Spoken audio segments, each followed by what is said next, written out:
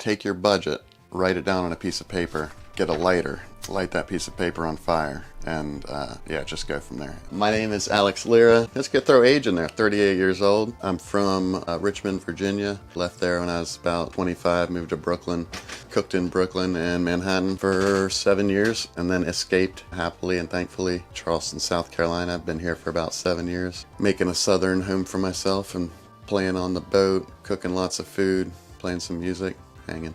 Now I'm the executive chef at a place called Estadio, Spanish restaurant based out of DC that my buddy Max just opened a sister to it here in Charleston. Stepped aside to open up my own spot with 4 buddies called Bar George, which is an ode to my uncle George Bacalus, who is a hot dog dude from Norfolk, Virginia. He was slinging dogs downtown Norfolk, Virginia, so slinging to lawyers and bankers and judges, but also the blue collar guys who kind of built Norfolk, you know. Like, this is a good way for people to eat oysters and caviar or eat a chili dog and just kind of have fun and leave the pretension out of it. I guess I'm kind of a busybody, so I always need projects going on. And if they're all food-centric and restaurant-centric, I don't really have an escape from that life. This is a good project to kind of build and put something into and then get something out of. And what has it become? Possibilities are endless. You know, lots of thoughts about the Airbnb thing just to have a form of income. Sometimes I like to stay out here and hang out, have friends over, do dinner parties. Want to get it mobile at some point and start seeing some music or travel cross country when I find the time. I just think they're very hip and remind me of a very kind of happy time, reminds you to travel, and just kind of a beautiful piece of American history. This is my 1978 Landyacht. This is the bedroom. Pretty snug fit here. My stereo goes right here, so I can just kind of hook up to Bluetooth, listen to some tunes. Got a pretty good amount of storage underneath this guy. Keeps some blankets and induction burners actually, because we don't have a proper stove kitchen, so I just kind of use the counter space. Cook pretty much a full meal that way. Kitchen area. Do my dishes here. Keep dishes under here. Plenty of storage again. Fully plumbed into the house that's right outside, so it makes that pretty simple. Fridge here. It's a 3-way fridge, so it can be off propane, electric, or battery, which gives me plenty of options. I consider this not a sleeper because it's too narrow. It also has what looks like this back bench here is actually some screw-in legs go right here, and this becomes a 6-top that sits right down the center lane here. Chairs on each side, kind of a cozy dinner party type atmosphere. I call this a single sleeper. Some might argue with me, but it's about 6 feet long, cozy for a kid maybe. These lights are lovely. Give it kind of a submarine feel. Separating the bathroom area from the rest, it's just a painter's cloth, which actually does surprisingly well with noise and keeping it dry in there. Got this super cool, super rare Princess clawfoot tub, which is similar to any old school like 1940s tub, except for much smaller. So single person fit in here. Water heater's big enough to fill that sucker up with some suds. After the clawfoot tub, we got this super cute kind of hand sink doohickey. It's just as big as we need it. It's literally, after searching for about 6 months, it's the smallest hand sink I could find. A little toilet back here, a little banyo action. You got your mirror in case you care what you look like. I'm not that guy. There's the closet. A lot of it was just like kind of scouring the internet and going to a lot of thrift stores and stuff like that. Like these guys are from the New Garden Church. Super sleek old wooden chairs.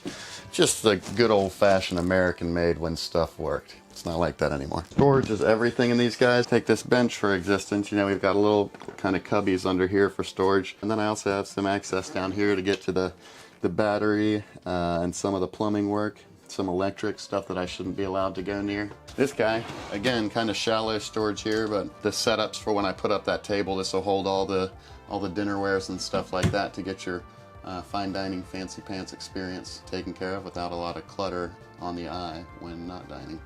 These guys actually came out of the original Airstream. I love them. Number one, I love the color. Number two, they that gives you another like 60% of counter space when you're plating and stuff like that. So super important, like we said, space is everything. So that opens up some options. I owned a restaurant that just had induction burners a couple years ago, so I learned how to be pretty efficient with just burners. You don't need an oven. Between a cast iron skillet and boiling water, you can do anything you want to in a kitchen. Maybe you can't rotisserie a chicken. You can't fry stuff. Aside from that, you're safe. This is kind of An old Wayne's World, an old Saturday Night Live skit would refer to this as a breakfast nook. Great Wayne's World skit there. Aerosmith is in my breakfast nook. Nook jam, party time, Anyway, sit here, have your coffee and crumpets or biscuits, whatever you're into. Great for like reading, doing a little business, or writing in a notebook, journaling, assuming you have something to say to yourself. And this guy just kind of more surface top over top of the fridge. Yeah, makes it feel like a home. It is a home. Very small one.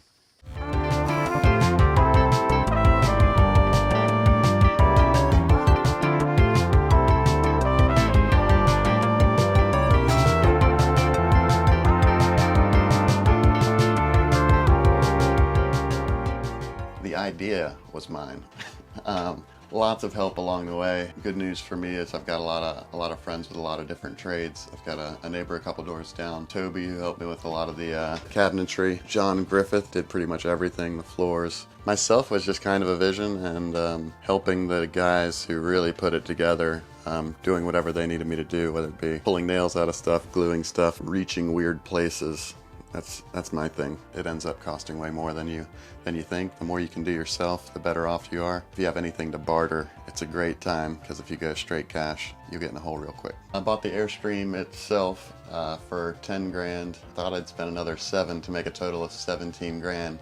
I was so far off, I actually ended up spending about 40 grand getting it all done. This is the entirety of the Airstream, looking at it from the outside. The sunscreen, it gets hotter than Hades in there in the summertime.